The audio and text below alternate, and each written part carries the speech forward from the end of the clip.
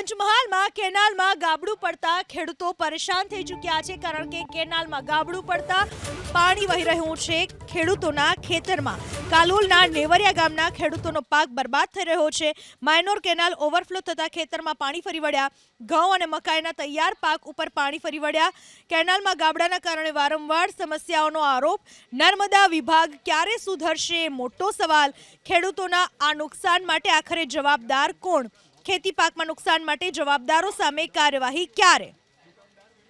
કાલોલ તાલુકાના નેવરિયા ગામથી પસાર થતી નર્મદાની માઇનોર કેનાલની યોગ્ય રીતે સફાઈ કરવામાં નથી આવી, જેના કારણે આ વિસ્તારના ખેડૂતોને ભારે મુશ્કેલી અને નુકસાની વેઠવાનો વારો આવી રહ્યો છે। ખાસ કરીને દ્રશ્યો બતાવવા માંગીશ, નેવરિયા ગામથી પસાર થતી આ માઇનોર કેનાલ છે।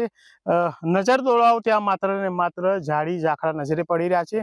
લગભગ 10 કિલોમીટર અંતરમાં આવેલા કેનાલની યોગ્ય રીતે સફાઈ કરવામાં નથી આવી, જેના કારણે જે સિંચાઈ માટે પાણી આપવામાં આવે છે તે પાણી ઓવરફ્લો થાય છે, તો કેટલીક જગ્યાએ ગાબડા પડી રહ્યા છે, જેના કારણે મોટા પ્રમાણમાં પાણીનો વેડફાટ થાય છે।